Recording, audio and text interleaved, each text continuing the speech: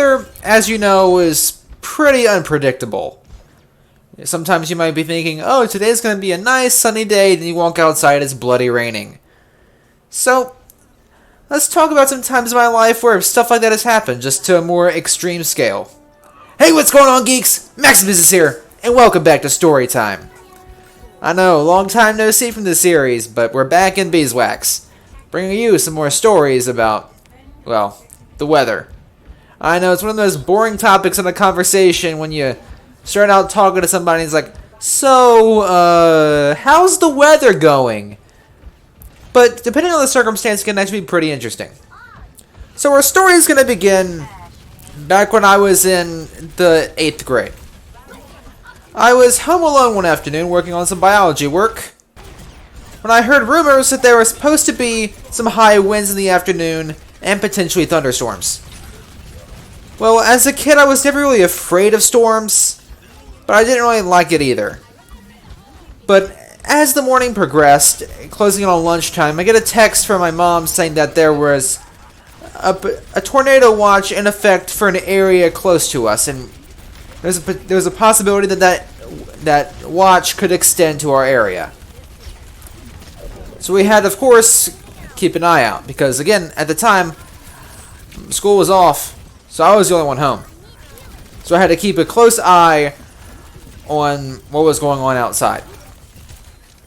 Well, about, I'd say 3 o'clock in the afternoon or so, might have been early, might have been later, I get a message on my phone from my weather app saying, tornado warning for your area. Now I could hear the wind being weird outside, but again, it wasn't too bad, I didn't think. But once I got that message, I realized I had to get the heck out of Dodge. At the time, my house didn't have a basement, so there wasn't really any good place to go in the event of an extreme storm like that.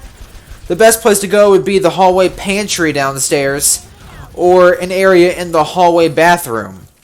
We had done that before in the past, but at this point, you know, I didn't feel really confident. However, we had neighbors who did have a basement. So I gave my neighbor a phone call and asked if I could go up there, because I know that our other neighbors would sometimes go up there as well, because they too didn't have a basement. So a few minutes later, I get a response. She had to go do something, but I got a response a few minutes later saying, of course. So I grabbed the dog, grabbed my homework, and left. Headed up to the neighbor's house, and we spent some time there. Kept an eye on the news and on the weather. Whole time I had to hold the dog down because one of the neighbors brought their cat. And although it was in one of those travel boxes, I still didn't want my dog getting too close to it. Because again, he doesn't like cats. He doesn't really care about other dogs, but he hates cats, like most dogs. So I didn't want him getting close to it, regardless of if it was in a boxed-in environment or not. So we hung out there for a while. My mom calls, asking if I'm okay. I tell her that I went up to the neighbors. And she was heading home, but it was really bad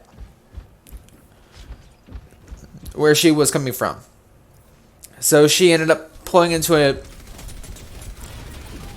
I think it was either a gas station. She pulled into a gas station and just hung out there for a bit. But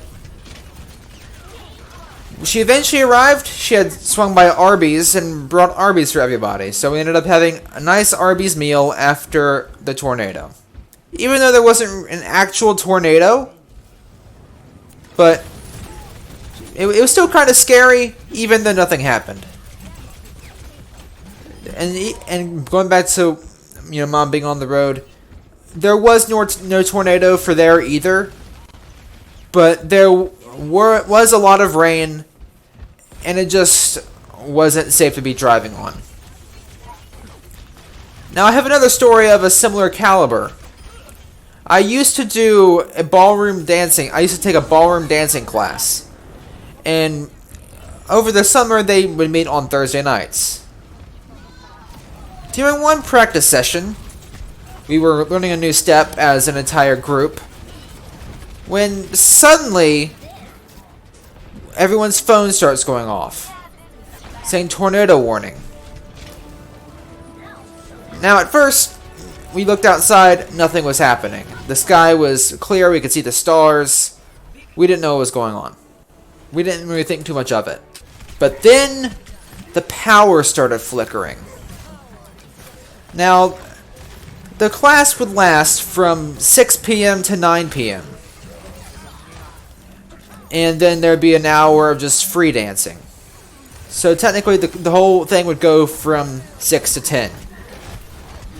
This was about 9:15 or so. But then the wind started picking up.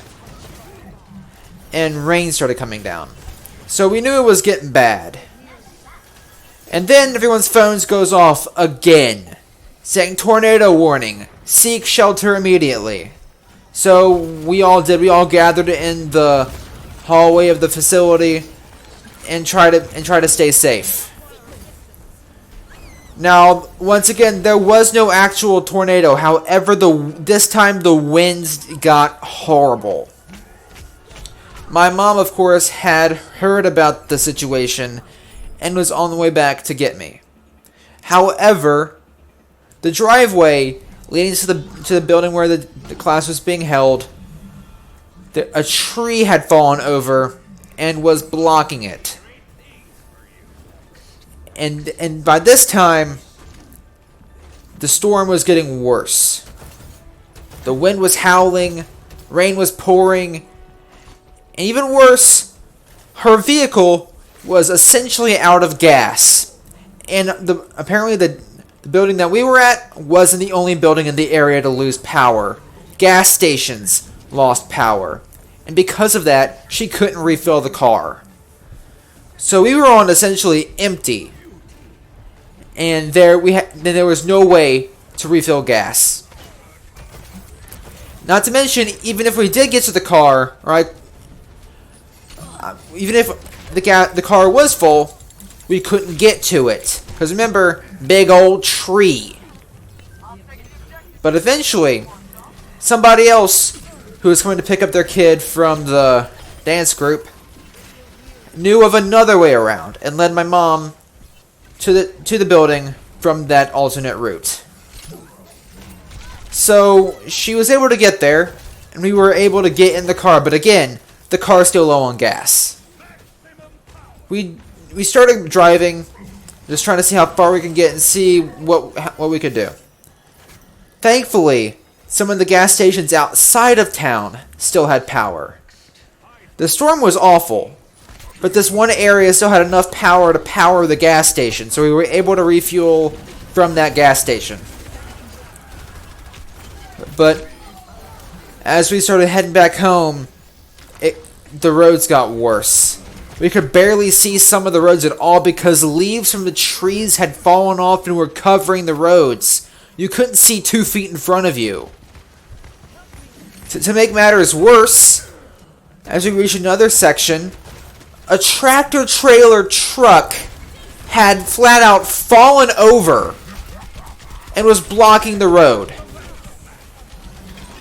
So we had to wait for people to come by and clear this truck out of the road, which took a long time considering the state of the road and of the storm. So it was looking rough. But eventually, the storm slacked off and people were able to move the truck.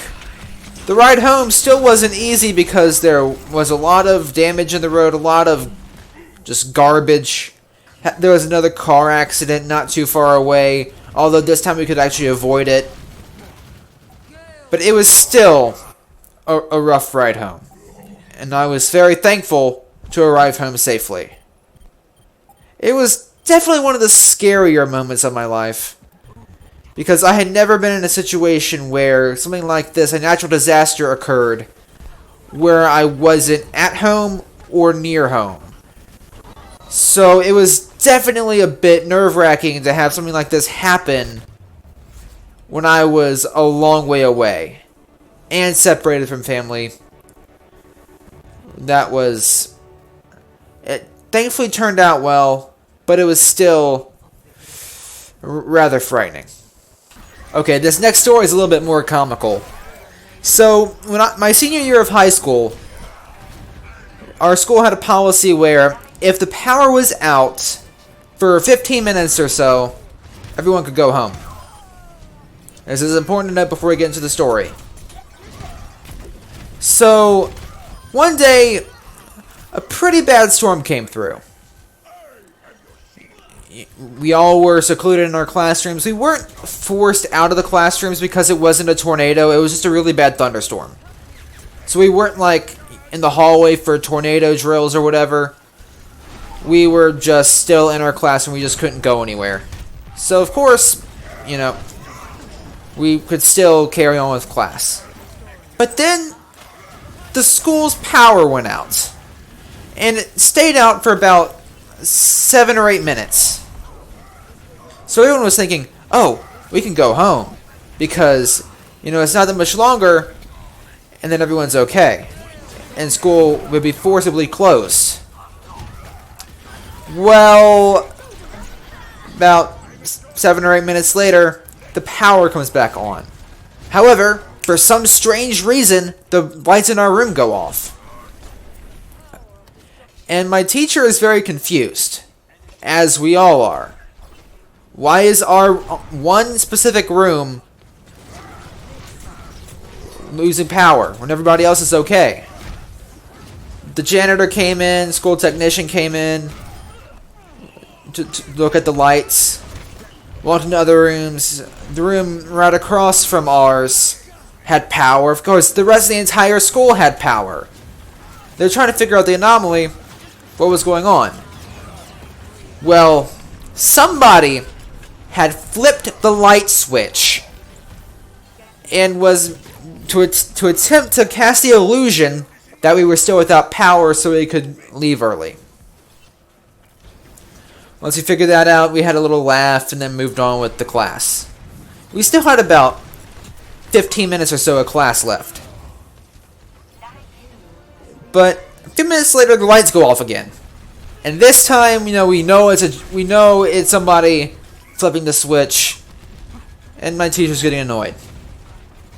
Lights turn back on, then they turn back off. Well, there was a student who sat in the very back of the room, right next to the light switch. And she had the reputation of being a bit of a sleeper. She'd fall asleep in the very back of the room where she thought no one could see her. But again, once she heard the idea of being able to go home early, she wanted to capitalize on it. So, obviously, she continued messing with the light switches in order to make it seem like we could go home early. We never did, and my teacher was kind of upset with her for the next couple days because she kept joking about it, and at the end of the week, she again started messing with the lights even though there was no storm that day, so it didn't really make any sense. I guess he was just trying to keep the joke running. So I'm afraid this is all the stories we really have for right now. But I hope you enjoyed. Now I'm going to ask you a question. And if y'all had any crazy weather experiences, if so, leave your stories in the comment section. It'd be kind of cool to see what you guys have experienced. Now, I just want to quickly apologize for the lack of uploads for the past week. I've been incredibly busy as of recently with school and life, and I just haven't been able to upload as frequently as I would have wanted to. And to apologize for that, there's going to be a double upload. So expect tomorrow, there's going to be another video out as well. Anyway guys, I hope you enjoyed, and as always, Maxusthebeast is out.